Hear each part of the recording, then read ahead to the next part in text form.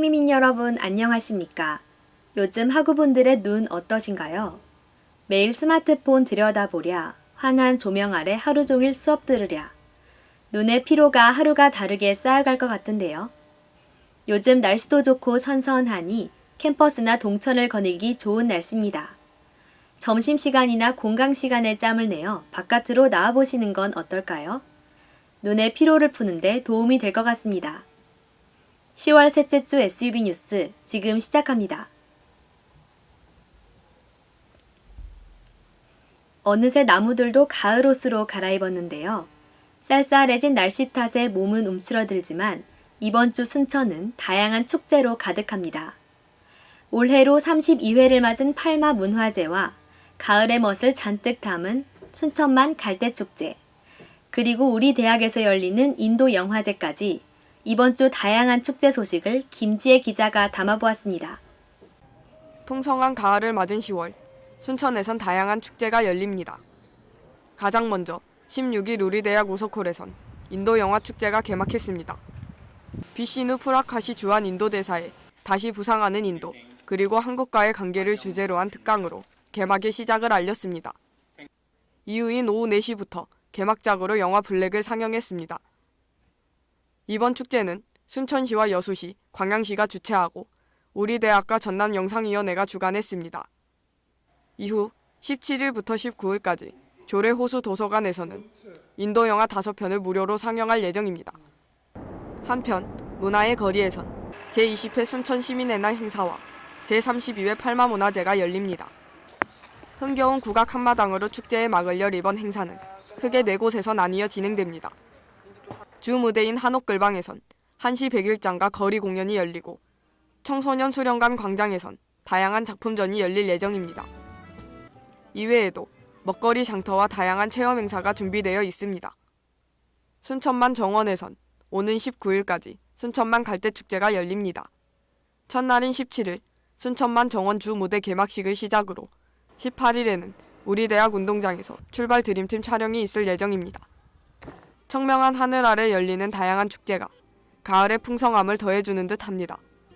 학우들과 순천 시민들이 이번 행사를 통해 다양한 추억을 만들길 바라며 SUB 뉴스 김지혜입니다. 최근 핸드폰을 둘러싼 논란이 끊이지 않고 있습니다.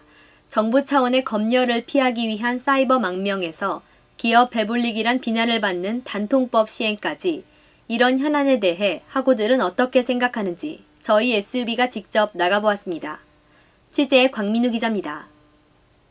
이 메신저 어플리케이션의 이름은 텔레그램입니다.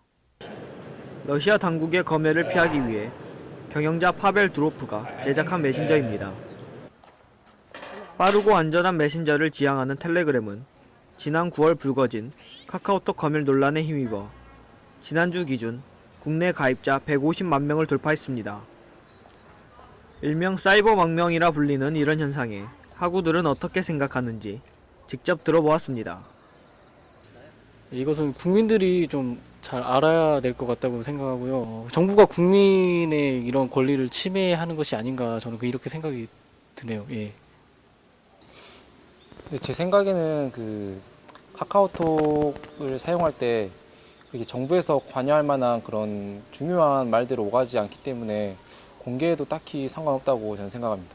근데 정부에서 쓸 때 일일이 허락받기는 좀 어렵지만 차라리 통보라도 좀 하고 사용하는 게 어떨까 저는 그렇게 생각합니다. 일단 국민들의 사생활을 동의 없이 정부의 마음대로 열람을 한 거기 때문에 일단 이런 일이 다시 일어나지 않겠다고, 재발하지 않겠다고 약속을 먼저 해야 된다고 생각을 하고, 저는 이제 수습은 불가능하다라고 생각을 하는데요.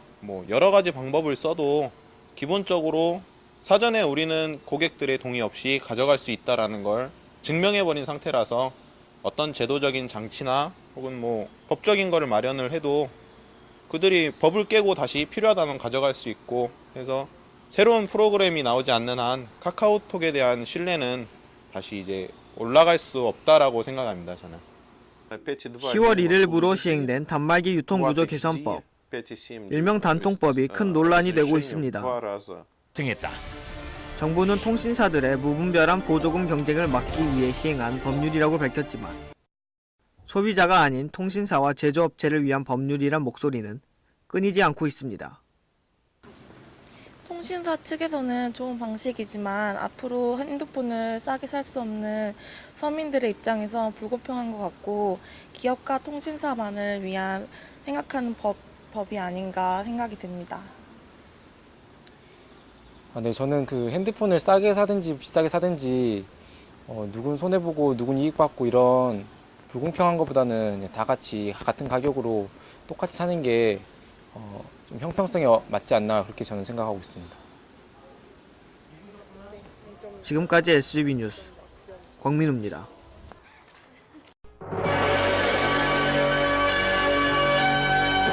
(10월) 셋째 주 SB 간추린 뉴스입니다. 우리 대학 우주항공학과 학생들로 이루어진 프로젝트 팀이 인간동력항공기 대회에서 감투상을 수상했습니다. 이번 대회는 한국항공우주연구원이 주최한 제2회 인간동력항공기 대회로 우리 대학은 첫 출전임에도 불구하고 이 같은 좋은 성적을 거뒀습니다. 팀장 장문석 학생은 팀원들과 앞으로도 도전을 이어갈 것이라며 당찬 포부를 밝혔습니다. 국제교류어학원에선 2014학년도 동계 중국 단기교류 학생을 선발합니다. 파견 기간은 한 달이며 파견대학은 제강이공대학교입니다. 지원서는 오는 21일 화요일까지 방문 제출하시면 됩니다. 이번 단기교류 학생에게는 70만 원의 지원금이 지급됩니다. 자세한 사항은 국제교류어학원 750-3146, 750-3146으로 문의하시기 바랍니다. 우리 대학에선 2014 동계 스펙업 토익 4간 프로그램 참여 학생을 모집합니다. 지원 기간은 오는 24일 오후 6시까지며 지원 자격은 재학생 중 평균 성적 3.0 이상의 일정 조건을 충족한 학생입니다.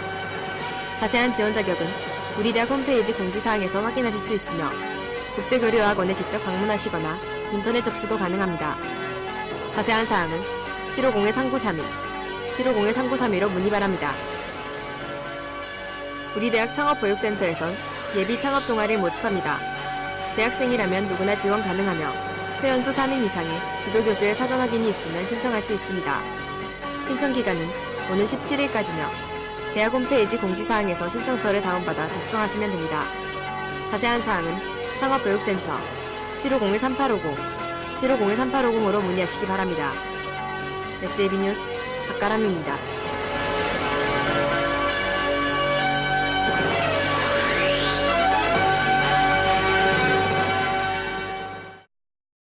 어느덧 중간고사가 한 주 앞으로 성큼 다가왔는데요. 향리민 여러분 모두 중간고사 대비 잘 하셔서 후회 없는 결과 있길 바랍니다. 저희 SUB에선 2학기 중간고사로 인한 휴방을 알려드립니다. 이상으로 뉴스를 마칩니다.